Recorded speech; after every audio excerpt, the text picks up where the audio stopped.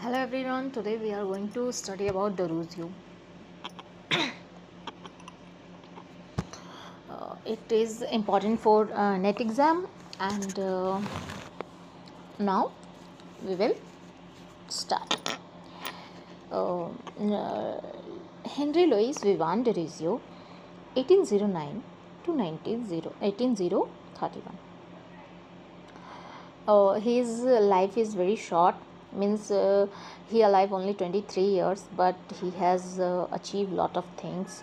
He was born in Calcutta.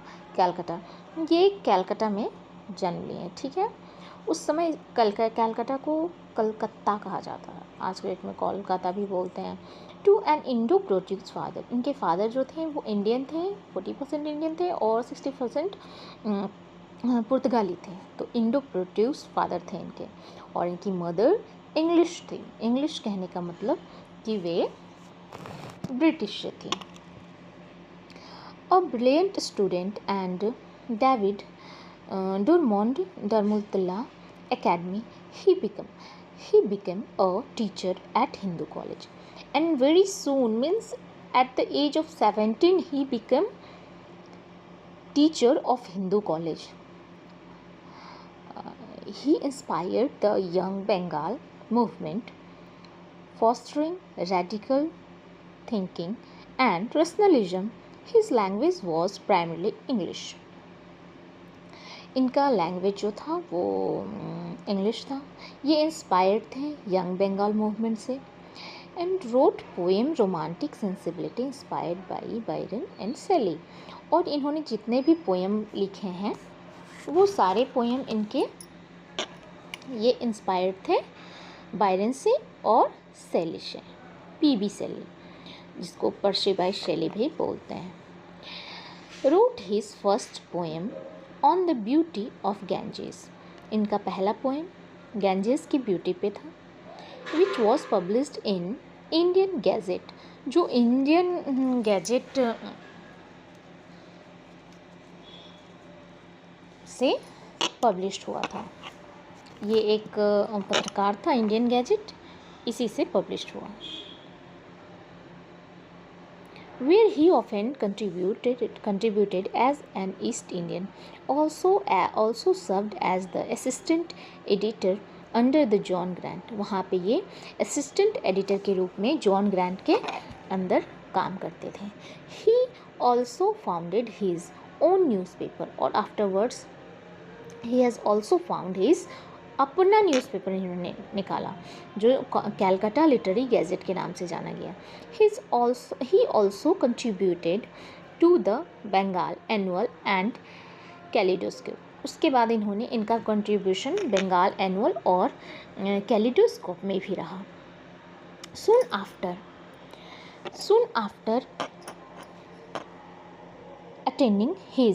attending 23, he succumbed to cholera. ये जो है cholera से इनकी डेथ हो गई, कोलेरा से, ठीक है. आफ्टरवर्ड्स पोएम, इनके पोएम देखेंगे हम लोग.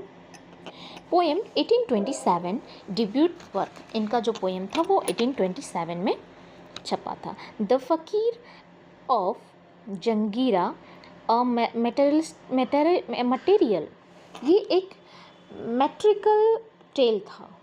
एंड अदर्स पोएम 1828, और ये 1828 में पब्लिश हुआ. A long narrative poem depicting a tragic love story and the practice of Sati.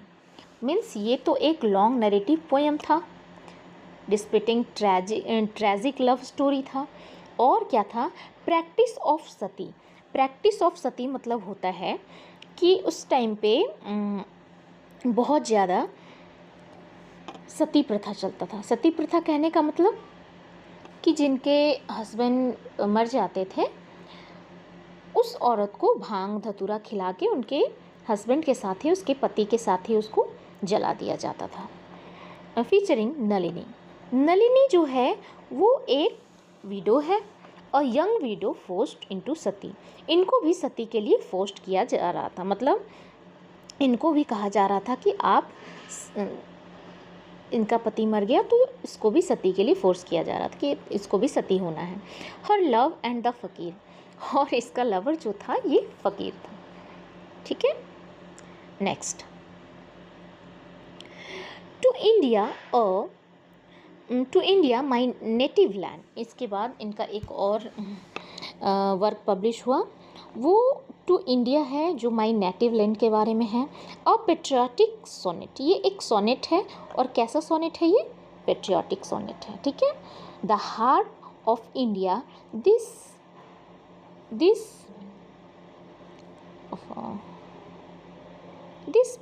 poignant poem lament India's lost glory।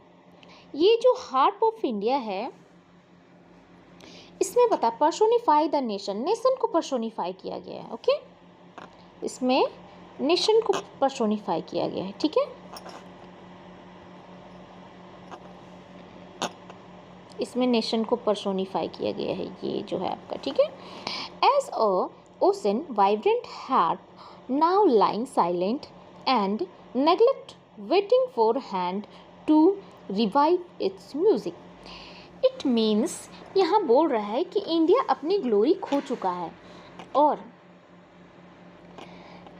क्या फिर से इंडिया सोने की चिड़िया बन पाएगा आफ्टर ब्रिटिश के जाने के बाद।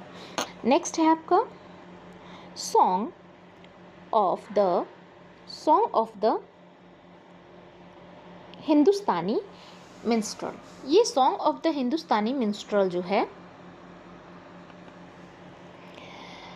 इसका थीम क्या है, the poem capture the essence of traditional Indian minstrel performance, evoking sense of love, longing and the beauty of the Indian landscape, often with a melancholy undertone. Okay, next इनका दिया गया है, इसी से लिया गया कोट है, my country in the days of glory past a beauteous halo circle round the brow. कहने का मतलब कि जो हमारे अर्थ है वो बिल्कुल ब्रो के तरह, हमारे आईब्रो के तरह है, और वो ब्यूटी है,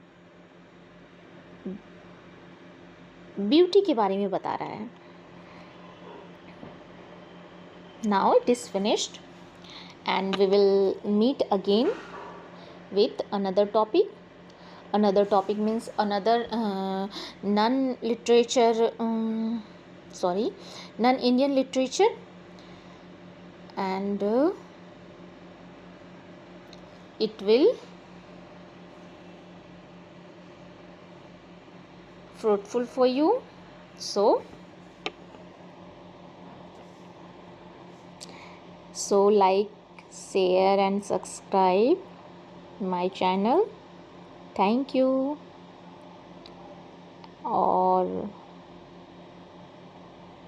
और भी इन्फॉर्मेशन के लिए आप बने रहें, कमेंट करें, शेयर करें, लाइक करें।